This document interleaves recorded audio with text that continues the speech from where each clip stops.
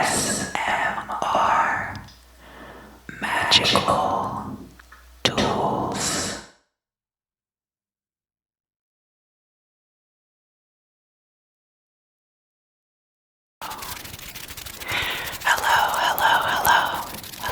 Hello. How are you this evening? How are you doing? Thank you for coming over. It's good to see you again. Yeah, it's been a minute. It has been a minute. Did you have good holidays? Yeah, I mean, you do what you can, with everything, how it's been. Well, yeah, I did also. I felt like it was good to take a break. Doing these can be a lot of fun, but it also gets kind of heavy sometimes. So, I wanted to take a break and not just focus on demonology, You gotta focus on other stuff too. Yeah. Oh, yeah, I totally get that. Yeah, for sure. Yeah, well, you can have, please, have whatever you want. I can't though. I know. Oh my god, I know. That was supposed to be like part of it. Yeah, I know, but, my stomach has just been bothering me like so much that I'm not gonna try to do eating ASMR, and I hope you guys understand.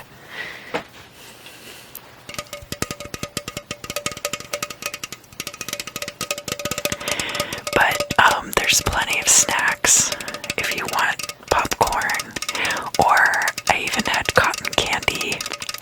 I've got some cotton candy, I've got some tropical Swedish fish. Yeah. So if you guys want any of that, please feel free to have some. Yeah, I know, it's a bummer. Nobody's more bummed about it than I am. But I ate a good dinner though. What did I have? I made this ramen that's like octopus flavored, and I put vegetables in it, and a little bit of sriracha. Yeah, it was really good.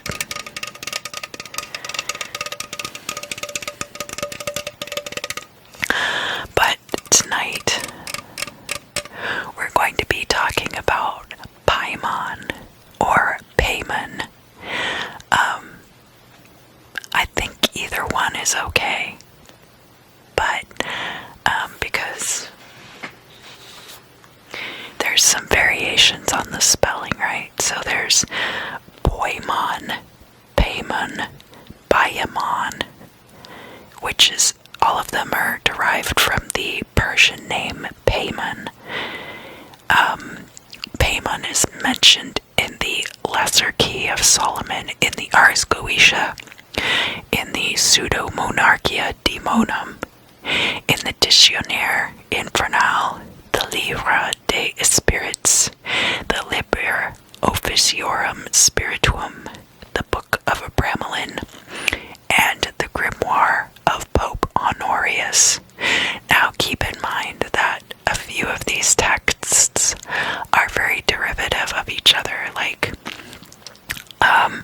Pseudo-Monarchia Daemonum and the Dictionnaire Infernal, and even the Livre des Spirits to a lesser degree are all pretty derivative of the Lesser Key of Solomon.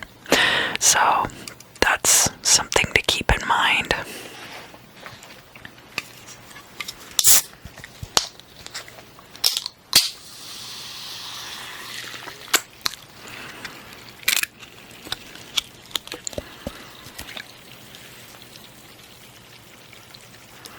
I like seltzer noises.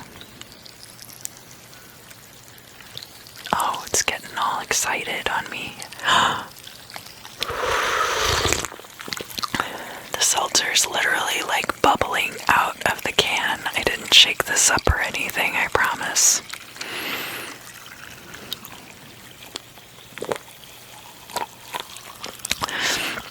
Maybe the walls have ears. That's another reason why I took a break from the demon sleepovers. But, so apparently, of all the demon kings, PAIMON is the most loyal to Lucifer, and that's according to the Ars Goetia. In the Book of Abramelin, he is instead considered one of the 8 dukes. Sources differ greatly on the ranking and other details of the demons. The Lesser Key derivative texts say that he governs 200 legions, but Livre des Esprits claims only 25. This text predates the Lesser Key and is considered one of its sources, and thus perhaps PAIMON was granted more status over time.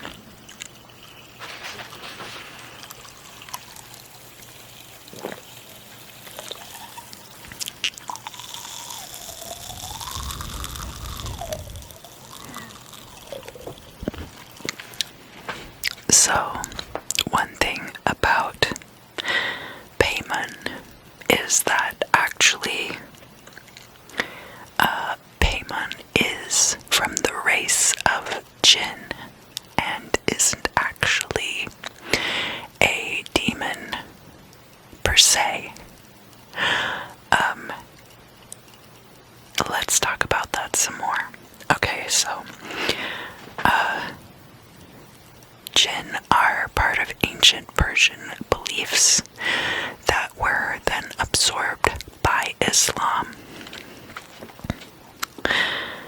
PAIMON might be front and center in most of these old texts on demonology, but his origins are as a king among the jinn.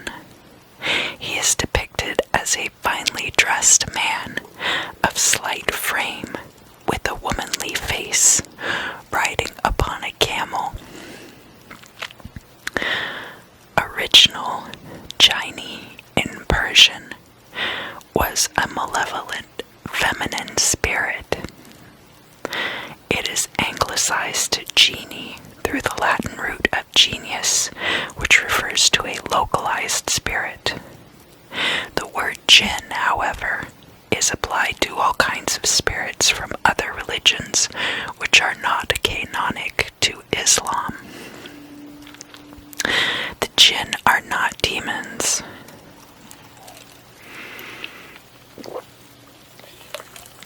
Evil entities are more commonly given the name of shaitan, which of course in English would be Satan.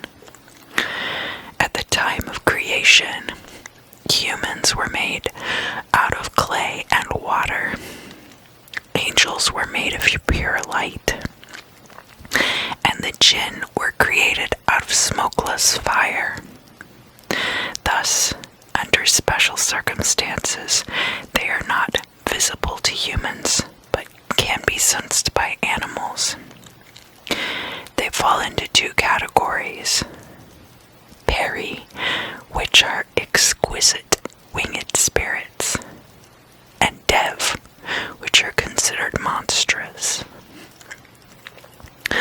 According to Islamic canonical hadith, so hadith are the sayings of the Prophet, they can exist in 3 different states. Those that can fly, those that haunt only a certain building or area, and those that take the shape of creeping animals, especially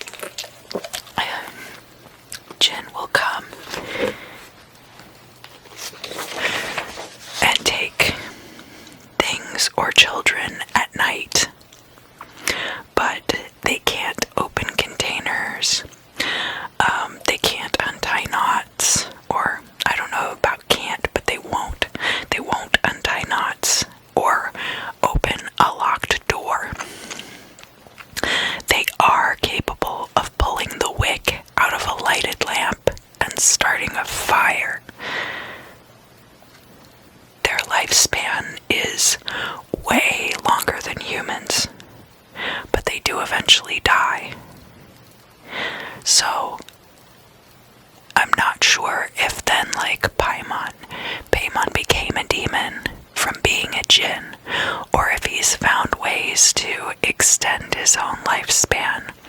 Or maybe he's even getting to the end of his life as a jinn. That's not for me to know. I couldn't find that information online. You'll have to forgive me.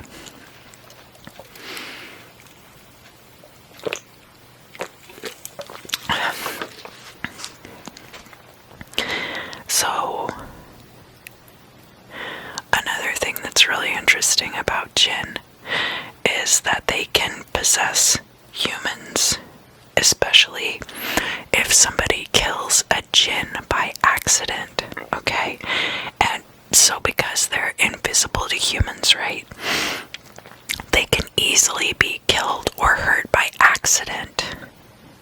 The symptoms of this possession are very much like demonic possession, including changes of voice, physical illness, aggression, or depression, or both, even a desire to commit suicide.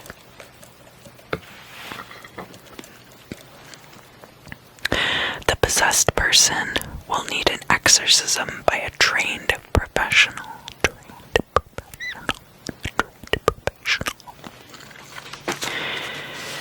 So, before PAIMON are said to go a host of demons playing drums and brass instruments.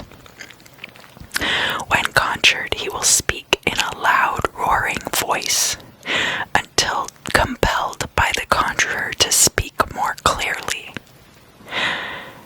You have to tell him to use his inside voice, apparently. PAIMON hails from the northwest or the west. He teaches all arts, philosophy and sciences, and secret things. Okay, Moon's in Scorpio right now when I record this, so secret things. He can reveal all mysteries of the earth, wind, and water, what the mind is, and everything the conjurer wants to know. He gives good familiars dignities and confirms them and binds them to the conjurer's will. Binds men to the conjurer's will. Sorry, that's a huge difference. So basically, saying that he can make people do what you want. If PAIMON appears alone, some offering or sacrifice must be done, and he will accept it, after which two kings called Babal and Abalam will go to him together with other spirits, often 25 legions. But these other spirits do not always come unless the conjurer call upon them. So basically, and those names again, it's either Babal or Labal and Abalam. So apparently, because some of these higher level demons, when you conjure them, you might not have the power to there's a hierarchy, and so you can't just walk up to the president and be like, hello, Mr. Biden, Mr. President, I want you to do this thing for me. So I think it's kind of the same deal, that you make these sacrifices and then they throw a party and then he decides if he wants to do what you're asking for or not. But if you've worked with PAIMON before and you want to provide more information, please let me know down in the comments.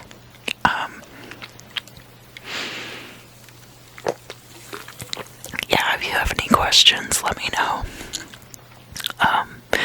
But yeah, looking up the demons is fun. I could do angels too, but I want to get through a lot of the demons first. I don't want it to be too confusing that you start thinking the angels are the demons and the demons are the angels, because there is a lot of gray area, and we'll get into that some more soon. as we keep going through these. Yeah. But I think I've mentioned like the Shema Mepharash before, and so a lot of the demons do have angels that correspond to them specifically and are kind of like locked in this combat for all eternity with the angels of the Shema Mepharash. But just like with the demons, a lot of these angels are based more around concepts and are not as rooted in like being a personality, being super anthropomorphized. Yeah, pretty much. Okay, well,